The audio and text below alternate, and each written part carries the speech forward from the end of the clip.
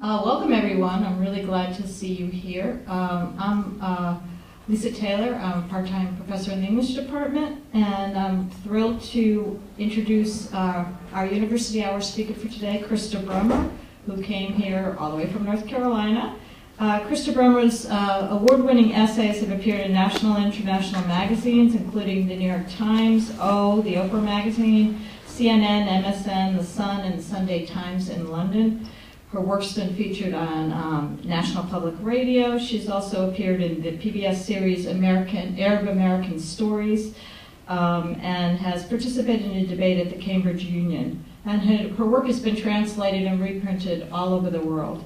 In 2009, she was one of 6 writers in the nation to receive a Rona Jaffe Foundation Writers Award, which is a $30,000 prize to support emerging women writers in the United States. She's also the recipient of a Pushcart Prize, a North Carolina Arts Fellowship, and a scholarship to the Bread Loaf Writers Conference.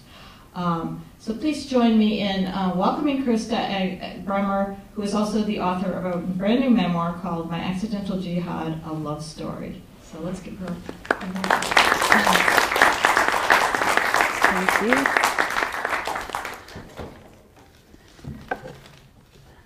Hi everyone, and thanks for being here on such a beautiful day when it's really tempting to just be outside. I'm really happy to be here. I've really enjoyed these last couple days on your campus. This looks like a really lovely place to go to school.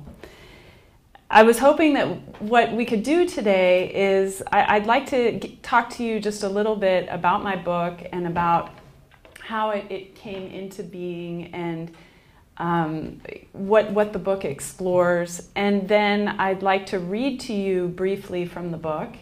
And I'm hoping that we can allow time for some conversation and some Q&A, because I've been going around the country these last several months talking about the book, and without fail, the very best part of these events is when we get to talk to one another. So I want to leave time for some Q&A. So that's sort of what we'll do. So I have a daughter who is in high school. She just started high school, and I have a son who is in 4th grade. And my daughter came home from school recently, and she told me that one of her teachers had stopped her in the hallway and had said, "Hey, Alia, what is the name of your mother's memoir again?" And my daughter said, "My Accidental Jihad." And her teacher said, "What is that about?" And my daughter said, "It's about our family adventures with terrorism." And when she came home and told me that, you know, I had to laugh and cringe at the same time, because I know, of course, that, you know, the word in my title, jihad, is such a volatile word in our culture today. And I know that many Americans associate this word with horrific acts of violence. And this is even more true now than it was a few months ago when my book came out. And so I'd really like to just begin by telling you a little bit about why I chose this title, which may seem for many people like a really strange pairing. What does jihad have to do with a love story? Well, let me begin by telling you something about me. I was raised mostly in Southern California. My parents were at one time what would be called hippies, and then they sort of grew out of that phase, but they retained a really strong independent spirit, and they had a very healthy, or I don't know if you'd call it healthy, a strong skepticism of organized religion. And they were very adventurous. You know, they took us camping in Mexico and taught us to surf, and we did a lot of outdoor activities. And I went to college in Southern California, and when I was in college, I was exposed for the first time to feminist studies. And in those classes, I felt like my mind was sort of blown wide open, because I discovered ideas about autonomy and strength and ambition that really shaped my sense of myself and my sense of what was possible for me to accomplish. I left college and I knew I wanted to be a writer, and I thought that I would be a journalist. And so I applied to graduate school, and when I was awarded a fellowship to attend graduate school in the East, I picked up and I moved. And not long after I arrived in North Carolina, where I was going to do a graduate degree in journalism at UNC, I was out on some running trails. There's a lot of woods outside of the Chapel Hill area, and I used to go running early in the morning on these trails. And I began to notice a man who was running around the same time of day that I was, and we became friendly with one another, and we began to meet at the trailhead and start running. You know, we became running partners. And as our relationship sort of quickly began to evolve, I found myself in a little bit of a crisis, because this man was, I found myself in this really exciting new relationship that was in some ways, very satisfying. And yet this man was, older, darker, poorer, more foreign, and more religious than the man I had imagined myself being with. So he was from Libya. He's a Libyan-born Muslim. And he was raised by two parents who were illiterate. And he was raised in circumstances of such poverty that out of 13 children that were born into the family, only 8 children survived. And he recalled receiving handouts from the UN. And, so his life had taken actually sort of a pretty amazing trajectory, because he had gone from this very difficult childhood all the way through earning a PhD in the United States. And I quickly discovered that we had some really radically different ideas about the world. And I found this relationship challenging, because I was having to examine my own assumptions about so many things, whether they were assumptions about beauty, or assumptions about childhood and what childhood should look like, assumptions about materialism or community or individualism.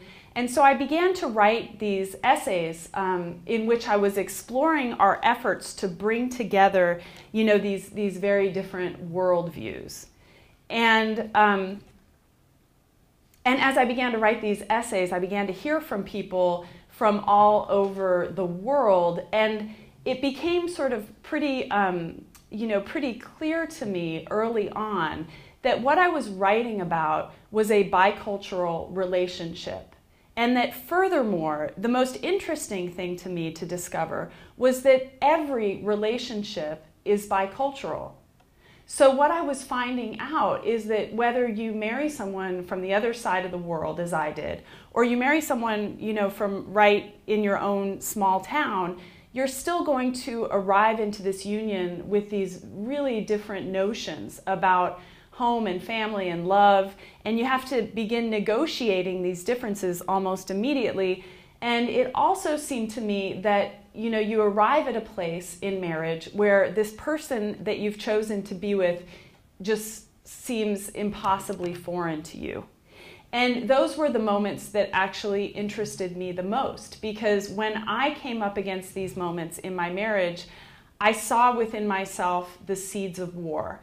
And by that I mean that I saw this really strong impulse to either flee the situation or to annihilate this other individual. And so, finding a way around those, those impulses was really interesting to me.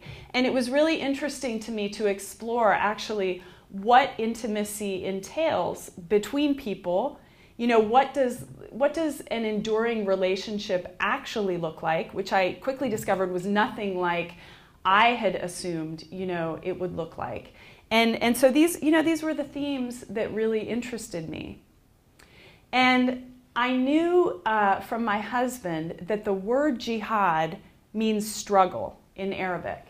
And furthermore, I knew that his Prophet Muhammad had taught that the greatest struggle or jihad of our entire lives is the internal struggle that happens on a daily basis in our hearts. So it's this daily effort to just sort of, try to overcome our selfishness and our laziness and our complacency, and to just kind of, try to pry our hearts open a little bit wider all the time for the sake of our families and our communities. And I couldn't think of a better word to describe how I experienced marriage, because, I find marriage to be intensely challenging. And I also find marriage to be a really sort of amazing vehicle for personal growth, because marriage is the place where over and over again I have to confront these aspects of myself that I would really prefer to keep hidden from everybody. And I can often manage fairly well to hide my dark side from most people I encounter during the day. But my husband is the one who sort of sees that whole catastrophe. And my marriage is the place where, I have to work through that darkness and, those impulses. So that's why I chose the word jihad, to represent this sort of, to name this sort of inspired struggle that is marriage for me. And, we find ourselves in a really interesting place right now, and especially, with recent horrific news headlines, where more and more, Americans are hearing the word jihad and they're associating it with, the most horrific act, like a beheading, and it really is an unspeakable tragedy, I think, for Muslims, because it's as if, the only equivalent that I can think of is if Jim Jones came to be seen as the spokesperson for Christianity. Like the most distorted and monstrous interpretation of a faith came to be taken as the representation of that faith. And, for most Muslims I know, it's sort of, for them, it's sort of the worst nightmare imaginable for people to associate, this faith with these kinds of acts. And, I'll share a little story with you just to give you a sense of how I have heard jihad used in the last 15 years of my marriage. So, my husband's brother recently visited us in Libya, or from Libya, and he came and stayed at our house. And one night we were out walking, and we ran into some people who live down the street, a married couple, and it's sort of an interesting couple who lives down the street. I have to admit that I do my best to give them a wide berth, and I don't usually speak to them very often, because I find the woman very difficult to be around. And the reason I think that I find her difficult to be around is that I think there's a mental health issue involved. And so we saw them coming down the street, and her husband, who is one of the most patient and saintly people I have ever met, who takes care of absolutely everything in their house. He was walking down the street and she was on his arm. And the minute she sort of, she always wears stained clothes every time I see her. Her hair is sort of matted to her head. And she launches into some really convoluted monologues that can be extremely difficult to follow and also extremely difficult to extract yourself from. So she did this with my brother-in-law, whose English is already quite faulty, and he really earnestly tried to stay engaged with her, and be respectful. And then when we finally said goodbye to her and continued on our way, he just looked at me and he said, "Whew, that man has a big jihad."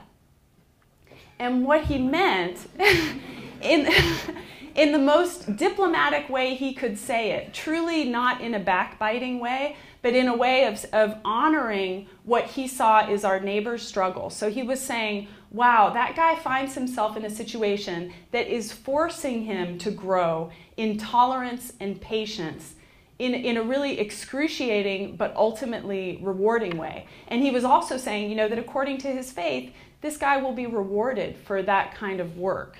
And you know, and I think there's sort of a similar concept in Judaism that, you know, some people, you know, talk about a mitzvah, and I think it has some things in common with that idea. So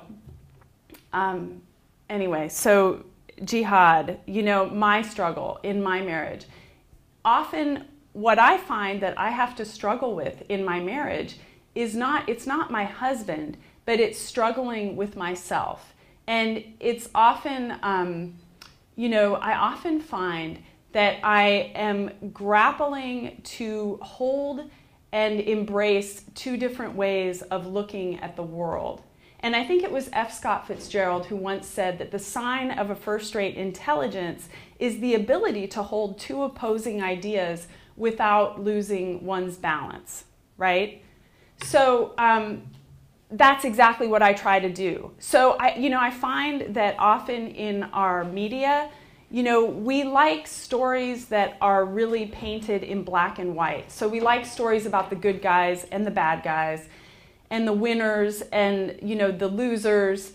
And, you know, as anyone knows, you know, who's been in any kind of long-term relationship, that's just not how you can operate in any kind of enduring relationship. So finding a way to, you know, sort of embrace these different perspectives is, you know, is exactly what I try to do in my writing. And you know, it's very interesting, you know, and also a little bit heartbreaking, I think, to look at the news and, you know, to see the way that these stories are presented, you know, in these very, you know, simplistic kinds of ways. But what I have been really, really encouraged to find is, I mean, for the last several months, as I said, I've been probably to about 20 different cities and talking about these issues. And what I find is that, you know, this, the kind of fear and hatred that is so easy to find in the media is not actually borne out by people themselves. You know, and, you know, like by and large, the people that I have met as I've been traveling around the country are very open-hearted and understanding, you know, about different perspectives. And I think that's really encouraging, and it's something that's really important to acknowledge, because that's not a news headline, you know, that we read every day. I was on public radio a couple weeks ago, and the radio host who had read my book said, you know, there's one thing that I want to ask you about your book. I was really curious why you didn't include in your book, you know, the really kind of vicious anti-Muslim hatred that I know you've experienced. Why did you choose to omit that? And, you know, I just looked at him and I said, because it doesn't exist for me. Like that has not been my experience and my family's experience. It's like that story itself is, you know, sort of a lie that I feel sometimes is imposed on us, you know, that is not borne out in my experience. But anyway, you know, these dualisms, you know, these oversimplified categories that we use to try to understand our world, you know, there's so many of them. It's like, it's endless. And, you know, if you begin to look at the news, you can see so many dualisms, whether it's Muslims versus non-Muslims, Republicans versus Democrats, young versus old, Americans versus foreigners, you know, all of these oversimplified categories.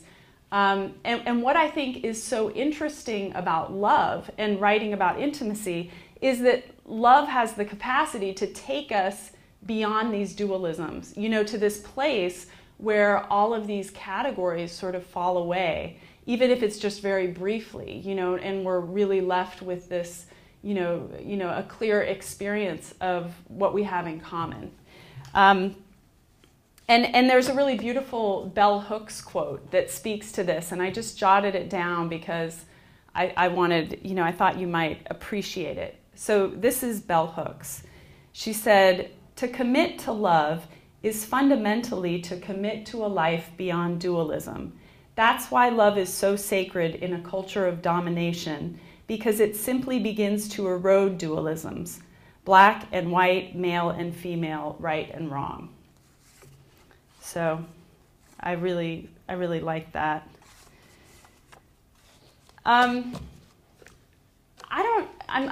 looking around at everybody, and I'm trying to wonder if there's anybody here who is around my age, and possibly some of you have read some of the same books that I did when I was a kid. And when I was a child, I loved these works of children's literature where there were secret passageways into a different world. So I'm thinking of like The Lion and the Witch and the Wardrobe, where the children could sort of disappear inside a story. And this idea of disappearing inside a story is really compelling and interesting to me, because I think on some level we all disappear inside the stories that we carry. And I think that we all carry stories about how our lives should be, and we carry stories about the ways that we measure up and the ways that we don't measure up. And some of these stories might come from our churches or our mosques, and some come from our parents, and some might come from advertising. But we carry these stories, and these stories become the way that we experience the world. And I really feel that there are stories that we carry that strengthen us and nurture us. And there's also stories that we carry that actually have the potential to destroy us. And if they don't destroy us, at the very least, they're causing us a daily amount of suffering. And when we discover that we're carrying a story like that, we actually have the option to put that story down and pick up another one that serves us better. And, so I think that is the other reason that I wrote this book, is that I found myself very early in my relationship, it became very quickly clear to me that I had a lot of notions about romance and what it should look like. And it was really interesting to me that my husband, who was raised in this very different environment, wasn't burdened with the same expectations. He had a very different expectation of romance and love. And so I really went through a period where I was in this sort of crisis, like, what is this thing that I'm experiencing that is so rewarding and looks nothing like I was told love should look like? So I think I also wrote this book as a way to claim a different kind of experience as a love story, and to include in that story, what I perceive to be, the real work of keeping love alive. And I don't think that this is limited to marriage either. I think that, this is what I'm exploring is intimacy. And, it's not just the intimacy of husbands and wives. It's the intimacy of parents and children. It's the intimacy of neighbors. It's anyone, that you commit to keeping in your life, and to having an honest interaction with. I mean, I remember one of the first pieces of correspondence that I received that really drove this home for me was from this young man in Australia who read a piece of my writing. And he wrote to tell me that he had made the decision to become a priest. And his parents were so threatened by his choice that they were attacking both his sanity and his sexuality. And he was just in this extremely painful situation. And, he just wrote to say that he longed for his parents to make the kind of effort, to understand him that, that he saw me making in this work. So, it's just sort of an interesting moment for me, to realize what the writing was actually covering. So I think what I'd like to do now is read you a short section from the book. There's parts of the book that are funny, and there's parts of the book that are not funny at all, but I think, I'm sort of in the mood to read something that's a little bit lighthearted. So if you'll bear with me, I'm going to read to you something that happened when I was 9 months pregnant and I was about to deliver our daughter. And a couple things that you need to know is, one, I had an unexpected pregnancy. So I became pregnant before we actually were married. And, the other thing that you should know is that my husband is a world-class haggler.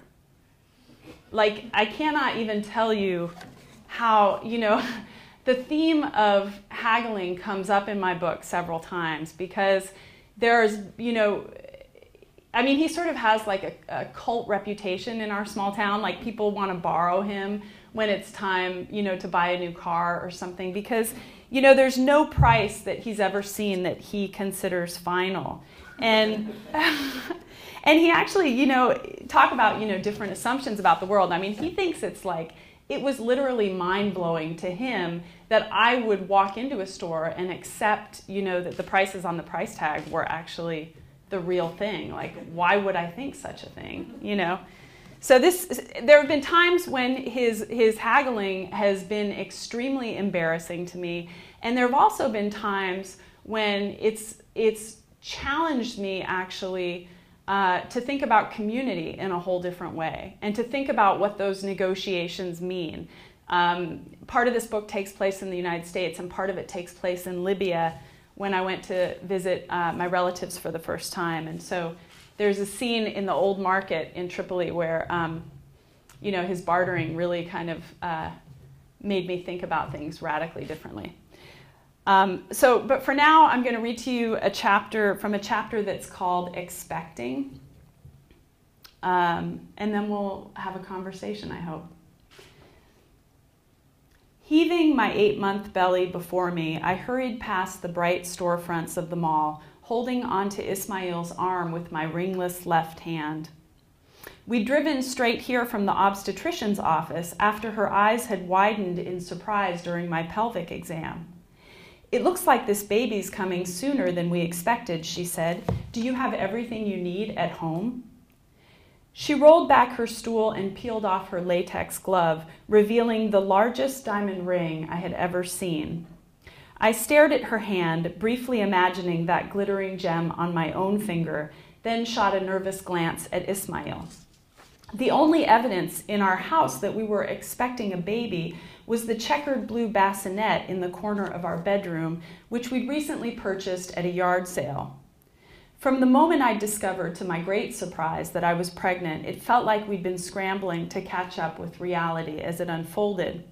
I had imagined we'd spend the final month of my pregnancy preparing a nursery, but now it appeared we might not have that time. "We've got everything we need," Ismail replied with calm conviction, as if he truly believed that all a newborn needed was a mother's milk and a father's gentle hands. "Well, we are missing diapers," he added, then flashed me a nervous smile. "Pick some up on your way home," the doctor said briskly. "Krista's cervix is already dilating. Just a few centimeters more and she'll be in labor." As Ismail drove to the nearest mall, I rested my head against the window and recited a jumbled and increasingly panicked list of purchases we needed to make before my cervix yawned open another few centimeters. A crib and a changing table, a soft cotton layette and a tiny wardrobe, plush animals and hypoallergenic detergent, and a musical mobile to soothe our baby to sleep. With one hand on the wheel and the other resting over mine in my lap, Ismail tried to reassure me. "We'll be fine, inshallah," he said, rolling that rhyming, open-mouthed Arabic phrase across his tongue, the soothing murmur he added to any statement involving our future. I knew it meant God willing, and normally I found it endearing, but today it exasperated me.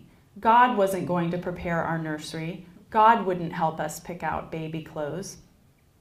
My mother gave birth to 13 babies, each time at home, without any of those things, he reminded me. I stared out the window and chewed the inside of my cheek. In the childhood memories he'd shared with me from North Africa, the sound of his mother in labor was as familiar and constant as the sound of his father's call to prayer. He'd told me this one night recently, on our drive home from birthing class, where he had stared blankly at the words our birthing instructor wrote in capital letters on the chalkboard, "Birth is a natural process." He glanced around at the expectant parents jotting notes on either side of him, and then back at me with a baffled expression that said, "What else could birth possibly be?" But he'd also told me that his mother had lost one of his siblings during birth and that 4 more had died in infancy, facts that were so utterly incomprehensible to me that I'd sputtered, "What?" and stared and made him repeat himself. At the mall, we made a beeline toward the drugstore. As we passed a jewelry shop, Ismail tugged me spontaneously toward the door. "You need a ring to wear into the delivery room," he announced, squeezing my hand.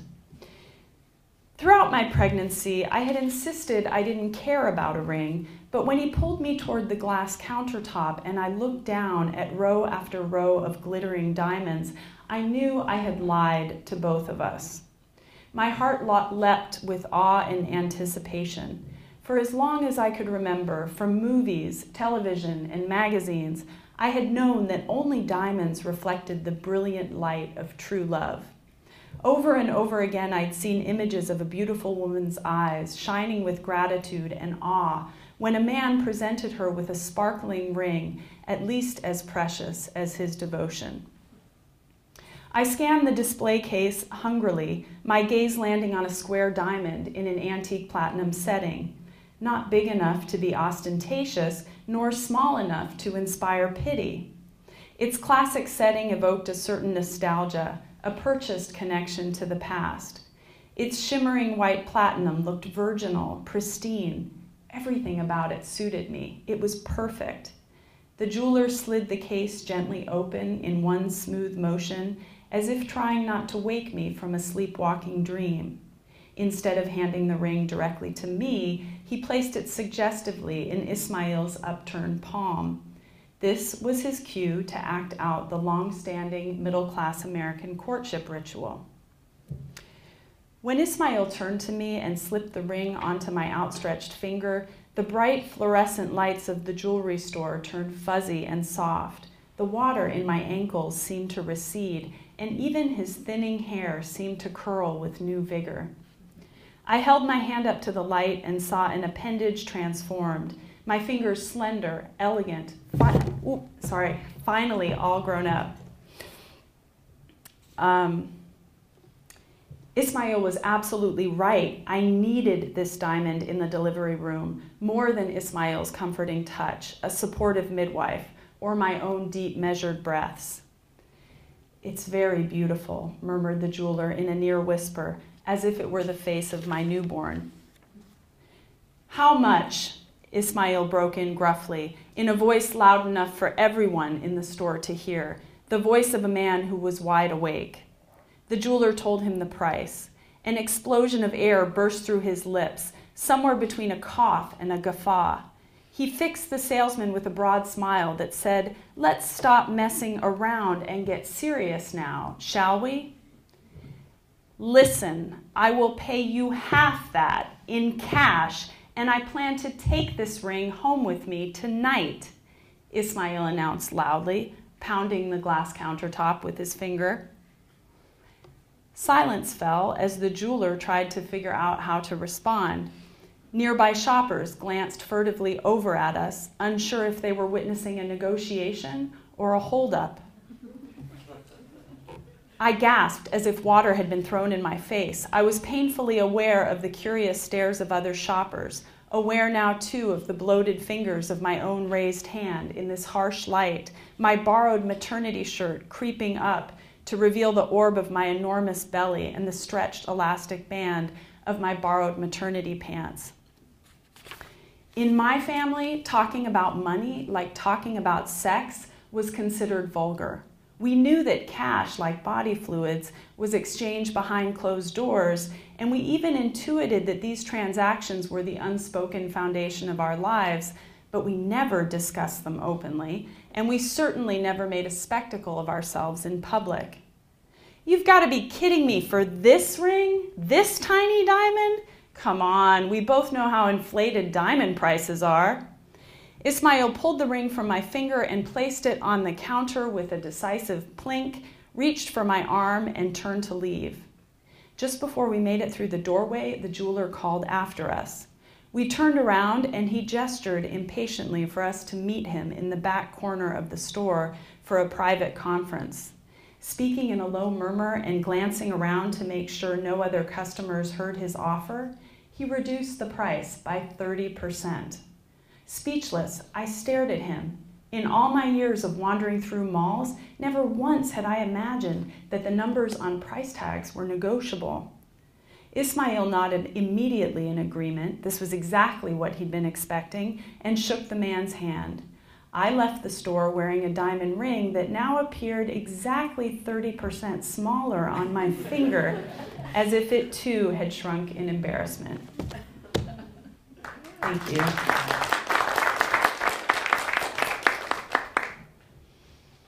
All right, so now I would love to take any questions or thoughts or comments that any of you have. Anyone? Yes? I briefly read a journal article that was sent out to us about your coming to Eastern, and it mentioned how your daughter decided to wear the traditional Muslim headscarf. Does she still wear that in high school, and what experiences has she had from it? Oh, that is such a great question. I wrote an article several years ago that appeared in O Magazine that was about my ambivalence about my daughter wearing the headscarf. So just to give you a little background, my husband and I made a deal, and our deal was that we would allow our kids to choose what they liked best from our dramatically different backgrounds.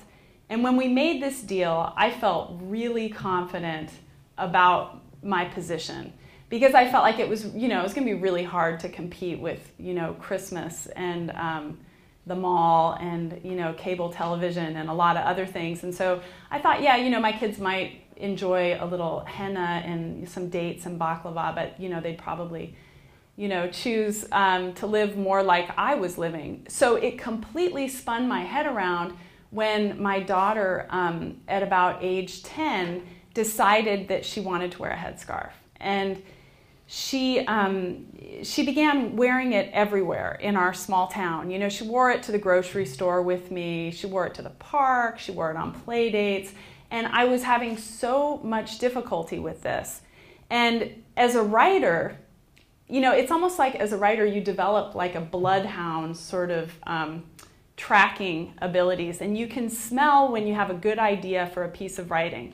And the very best ideas are when something sits with you that's very unsettling and doesn't have an easy resolution. And this was like the jackpot for that, because I could tell that every time I saw her in this headscarf, I was filled with all sorts of feeling, and yet I realized that I had been telling my daughter to be independent and resist peer pressure and express herself. And, it was just that I didn't think she would choose that particular form of self-expression. So anyway, I wrote this essay that appeared in O Magazine. And in the essay, I explicitly stated, this kid is 10 years old. I have no idea where this is going. And it was really quite a moment of discovery for me, because I realized that that particular piece of cloth is so incredibly charged. And I started to receive mail from all over the world, and the one thing that the mail, seemed to all have in common is that everyone who read it viewed my 10-year-old daughter as a really fixed identity, which that no 10-year-old is a fixed identity. But I was receiving mail from Muslims who were saying, oh, praise be to God, she found the right path. I was receiving really angry mail from, people who, some of them were feminists and academics, and they said I was a shameful parent and I was subjecting her to tools of misogyny and all this stuff. The reality is, she was a kid who's experimenting. Now she's in 9th grade, and she has kind of gone on this pendulum swing from sort of pious to punk rock. And she's a really amazing guitar player. She plays open mic nights all over our town. And last year she dyed her bangs pink, and she just about gave her dad a heart attack. So, she's just kind of, I'm kind of waiting for her to stop doing this and kind of land like somewhere in the middle, which I hope will happen like sometime in the next 10 years.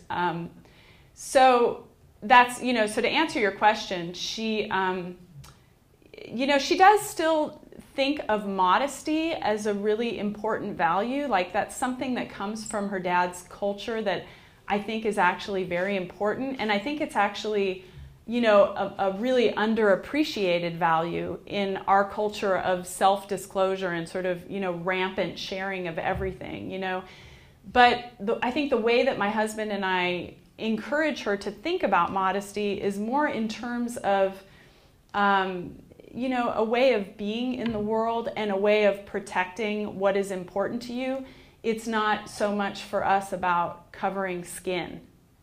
But if you go to the Middle East, it's really interesting because you can see like this whole concept of shielding what is precious to you from the eyes of others is really a big deal. And there's a really sort of clear recognition that, the evil eye, that jealousy is really a negative force in the world. And that it can do damage and, it's a good idea to protect yourself from it. And so, it's interesting, if you've been to some of these countries, you can see a house that looks completely broken down on the outside. The outside of the structure is totally modest. And then you walk in and you can find yourself like in the most beautiful courtyard or inside, that seems completely at odds with the outside. So it's interesting how this, this idea of modesty, gets carried forward. And I think it's an important concept, but I think my husband and I are trying to find ways to think about it, that applies here in this culture. Thanks for that question. That's a really good one. Thank you for the answer. Yeah.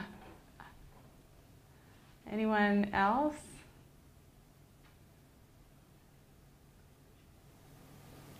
Yes. You wrote an article in The Sun about how when you saw your husband to be cooking, you realized that he was the man who was for you. Yeah. And you could tell what his personality was like by the way he was cooking. And so I guess my question is, could you talk about that a little bit? And is it just cooking, or do we reveal ourselves in every moment of our behavior? I think it is, I think we reveal ourselves in every moment of behavior, but it's interesting, when I met my husband, one of the things that was so strange to me about him is that he's older than I am. So when we met, he was already in his 40s. And he was living in a tiny apartment, that he rented for like $300 a month. And perhaps the strangest thing to me about him was that he did not view his material circumstances in any way to be a reflection of who he was as a person. And maybe that, reveals something about my own materialism that I found that really odd, And so, the first time I went into this apartment, it was like very spare. It was very sort of minimal. And I remember thinking like, wow, like he's really poor. That was the word that came to mind. And then the more time but then I was drawn to this space because it actually felt like a refuge from my cluttered house, that had so much stuff in it. And I began to realize that this space had all of what was sort of the very best of, like it had really great light. It had, he always had really great food in the refrigerator. It was just that it contained so little else. And this passage, that you refer to, my husband is a really amazing, he's a really, really good cook. But watching him in the kitchen, watching his mindfulness, whether he's like, cooking pine nuts and he's carrying a conversation on, with me, and he would never allow those pine nuts to burn. And even more like his ability to use everything and not waste, which I think, sort of came from maybe growing up poor and maybe like having to learn to be really mindful. Like those things really appealed to me. And, there's a lot you could learn about somebody watching them in the kitchen. I could see how, you know, resourceful he was. I could see how creative he was. I could see how generous he was, you know, that how much he wanted to please me with what he cooked, how he served me first, you know. So yeah, I discovered a lot in the kitchen. Yeah. All right, well, are there any other comments before? Yeah. Are you still surfing? You know, I just was surfing in August. I just went to the coast in North Carolina. And I'm teaching my kids, which is really fun, you know, to see them get up on a board. I'm not, you know, I've always been a small wave surfer. You know, like these stories of, like, you know, the endless summer, the guys who go around the world in search of the big wave. I'm like going the opposite direction in search of the small wave. Like just like a small, friendly, fun wave, like maybe 4 feet, nice and rolling. But yeah, I love surfing. I love the ocean. All right. Anything else? I don't even know what time it is, but we must be running. Yeah, we must be running out of time. Well, thanks again. I know that I'll be sitting up there afterwards signing books if anyone's interested. And thanks for being here.